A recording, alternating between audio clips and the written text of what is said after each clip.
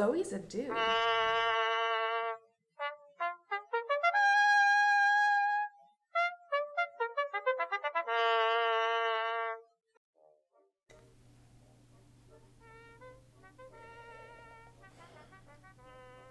Today I am drinking a hot vanilla type of drink.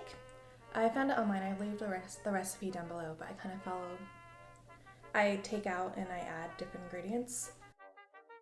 So obviously I'm a little late with this video, but I think that it can actually be a good thing because this means that my finale, like the last video that I do, which I actually want to be a live stream for this book, will not be the same week as the last video of my other series I'm doing for NaNoWriMo. So I think it would be nice to have those staggered. But yeah, that wasn't on purpose. I'm just late. So this past week I read pages 41 through 78 of Franny and Zoe. This means that I have moved into the Zoe section. The first part was just about Franny. Well, I think the rest of it will be following Zoe, which Zoe is Franny's older brother. Yes, brother, apparently in the 50s and maybe today. I don't know. I've only ever known female Zoes, but Zoe is a nickname for people with the name, what's his name? Zachary. So Zoe is short for Zachary.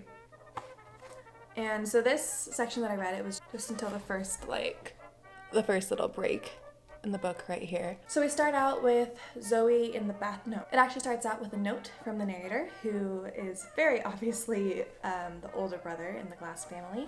So we're following Zoe Glass, and then there's also Franny Glass, who is one of two sisters in the Glass family. And then the oldest Glass is actually Seymour Glass, which you might know if you've ever read 9 Stories, which is another one of my favorite books. And Seymour actually killed himself in Banana Fish in 9 Stories. So this leaves Buddy as the de facto oldest sibling in the Glass family. And he is narrating the story. So the story starts out with Buddy in the bathtub reading a very much abused letter from his brother Buddy. And he actually is in the bathtub for the entirety of the scene. Eventually his mother comes in, Bessie, as they call her, and interrupts him while he's reading a script because he's an actor, and she's just very concerned about the whole family, and they talk about that while Zoe basically just tries to get her out of the bathroom because he's taking a bath. So the mother, Bessie, is worried about her daughter Franny, who seems to be having a nervous breakdown. She's worried about her son, Buddy, who we think is narrating the story, because he lives off alone in the woods without a phone, and there seems to be some kind of ominous problem there that we don't know about. And she's also worried about her husband, who doesn't seem to be able to accept reality. 2 of their children have died. Seymour committed suicide, and the other son, Walt, was killed during World War II. All these kids were on a radio show when they were children, and she says that her husband is constantly waiting to hear them on that radio show again, even the dead ones. And he doesn't seem to grasp that their daughter, who is at home, is having a nervous breakdown. Bessie, the mother, is very concerned about all this, and Zoe is just not having it. So how do I feel about this story? So far, anyway, there seems to be this kind of ominous dread of there's something more wrong with this family, or maybe this is all that it is. There's this terrible significance and melancholy that seems to be attached to the letter. I mean, it's actually 4 years old, this letter, and it's been really used and abused. Zoe has obviously read it many, many times. And honestly, if Buddy wasn't the narrator of this story, I would assume that Buddy was dead just from that letter alone. The letter is basically just Buddy going on and on about how he and Seymour, the eldest Glass child, raised the 2 youngest, which are Franny and Zoe, and how he kind of has regrets about how they chose to raise him. Basically just concerned for his youngest sibling. He feels like any kind of problems that his brother has would be his fault. In the opening, Buddy seems really cheerful, but also kind of erratic, and it's very clear that the other members of his family do not want him to write this story. He says that even his brother, Zoe, has asked him specifically not to write the story, whereas his sisters have let him go along with it because apparently he's very prone to crying. So there's obviously something going on there with Buddy. Or maybe it's just something really significant that happens to Zoe, and Buddy is writing the story as a way to kind of process it or something. So Zoe, our main character, is an actor, and while he's in the bath reading the letter, he finishes the letter and moves on to studying his script. That's when his mom, Bessie, interrupts him. Both him and Buddy call their mom Bessie, and it seems almost like they do it on purpose to annoy her. I don't think that they have a very high opinion of their mother, and I bet you that's going to come into play later with maybe how she dealt with her other son's deaths.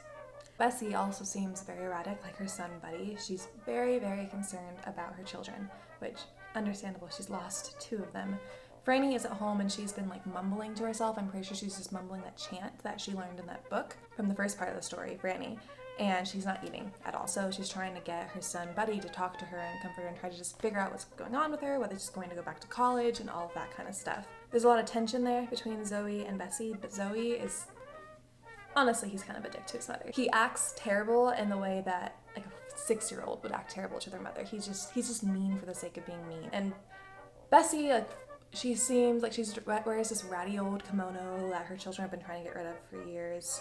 She looks like the type of person who never leaves her apartment. But then towards the end, we actually turn to focus on Bessie and we see her more than just this erratic, nosy, crazy kind of mother figure. She has these sad eyes, and the narrator even says that maybe if her son had looked out from behind the shower curtain at that point, he would have felt bad or like rethought the way that he was treating his mother previously in the conversation. How did he write it? I'm gonna read a little snippet. So this part is describing Bessie's eyes, her sad blue eyes, and what kind of emotion she can portray in those that her son might have seen if he looked out from behind the shower curtain. It was very touch-and-go business in 1955 to get a wholly plausible reading from Mrs. Glass's face, and especially from her enormous blue eyes. Where once, a few years earlier, her eyes alone could break the news, either to people or to bath mats, she's staring at a bath mat right now, that 2 of her sons were dead. One by suicide, her favorite, her most intricately calibrated, her kindest son, and one killed in World War II, her only truly light-hearted son. Where once Bessie Glass's eyes alone could report these facts, with an eloquence and a seeming passion for detail that neither her husband nor any of her adult surviving children could bear to look at, let alone take in, now, in 1955, she was apt to use this same terrible Celtic equipment to break the news, usually at the front of the door, that the new delivery boy hadn't brought the leg of lamb in time for dinner, or that some remote Hollywood starlet's marriage was on the rocks. That adds some depth to Bessie. I mean, she's kind of naggy and annoying throughout this whole section of the story, but then when you get there, you remember she's been through some very hard times. She's lost 2 of her children. It is heartbreaking. One to suicide, her favorite son, and one to war. And now she's concerned about losing the rest of them. She's holding them all so close. You just kind of understand why she's doing those things, and it really makes my heart hurt that Zoe is treating her that way because, well, one, I have a great relationship with my mother.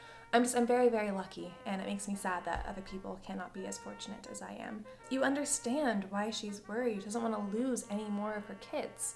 But at the same time, when her kids couldn't bear the look of her sad blue eyes when their brothers died, now it's just kind of become her way of looking at things. She just gets those sad blue eyes for the smallest of things. So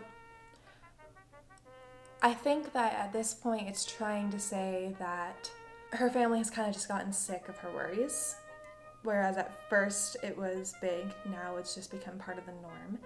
And from Bessie's perspective, things affect her a lot more. She gets more worried, not just about her children, but about anything that could go wrong. She is not as stalwart as she used to be. So yeah, I mean, that's kind of what I've read so far. I'm really interested in reading further. I wonder if there's going to be a resolution for what happens to Franny, even though her story has already ended. Like, are she and Zoe going to like reconcile and try and solve their own problems? My likes and dislikes. I really liked that the whole scene took place in the bathroom. It was very dialogue heavy. I'm going to count the letter as dialogue because that was basically a monologue from Buddy to Zoe. It moved really quickly and I liked how Salinger was able to keep that. I mean, that was how many pages? That's 37 pages all in one room with one scene. There's no time jumps, so it's just continuous like that. I think that was pretty cool. I, however, didn't really like that Zoe was in the bathtub the entire time because, I mean, not that I needed him to get out and like be out of the bathtub because I think the scene worked really well like that. Just conceptually, that just kind of grossed me out that he was just soaking in his own filth for that long. Like, I love a bath. It feels great on the muscles, but yeah, that kind of grossed me out. And I also really liked the ominous dread throughout the whole scene, but it was undercut by Zoe's childishness. So even though I was worried and I was concerned about like, so what's going on with Buddy? Franny's obviously not doing very well, and this family is obviously struggling with a lot of different types of things. But then Zoe would just be super obnoxious and childish to his mother, like, get out of the bathroom, I don't need this towel, like, just give me the towel, oh my gosh, mother, like, blah, blah, blah. So I liked that kind of juxtaposition between Zoe's childishness and the threat of something else that might happen. And Salinger actually does this really well. He does the same thing in Banana Fish. If you've never read it, you should definitely go read it. And then I also really liked the connection to Bessie at the end. We really do connect with the fact that she's a human being who is concerned for her family for very, very valid reasons. She's not being overdramatic. Her child Franny is not eating. Her other two children are dead, and she can't get into contact with her eldest surviving son. These are valid worries, and Zoe is just being rude for not accepting that those are valid worries. And then I also just really liked the narrator's casual tone. Buddy's a good narrator.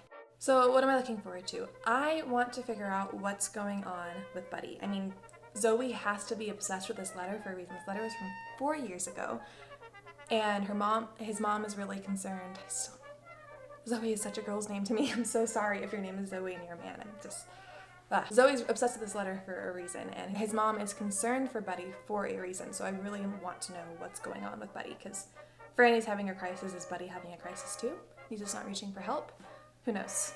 And I'm also really hoping for some kind of reconciliation between Zoe and Bessie, because, I mean, honestly, the scene between them kind of just hurt my heart. Maybe it doesn't even need to be a reconciliation, because maybe that's not realistic, and I don't feel like Salinger would just put in some heartwarming scene for no reason, but at least a confrontation where they are honest with each other. Zoe obviously has some stressors and resentments of his own that he's holding on to, and I think that he needs to release those, whether that happens between him and Buddy, or between him and his mother, or somebody else that we haven't really been introduced with, maybe Franny.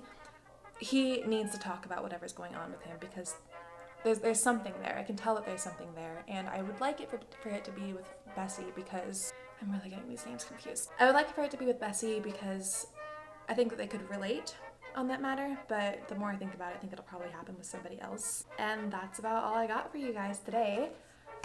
Franny and Zoe is a really great story. I really recommend that you read it along with me. I'll be talking about it next week. Next week I'm going to get to page 124 next week. So if you want to read along, which I recommend that you do, go ahead and pick up the book off one of your own shelves or from the library, or go ahead and buy it. Do what you like. And thanks for watching. So I don't know if you noticed, but I decided to have a little bit more fun with my thumbnail and have a photo shoot in my bathroom, since it's the bathroom scene. It's very dramatic. It's very fun. I like it. I'm really liking the book so far. I like that Franny is sticking around, and I love that there are ties to A Perfect Day for Banana Fish, since I've read that before, so I feel very in the loop.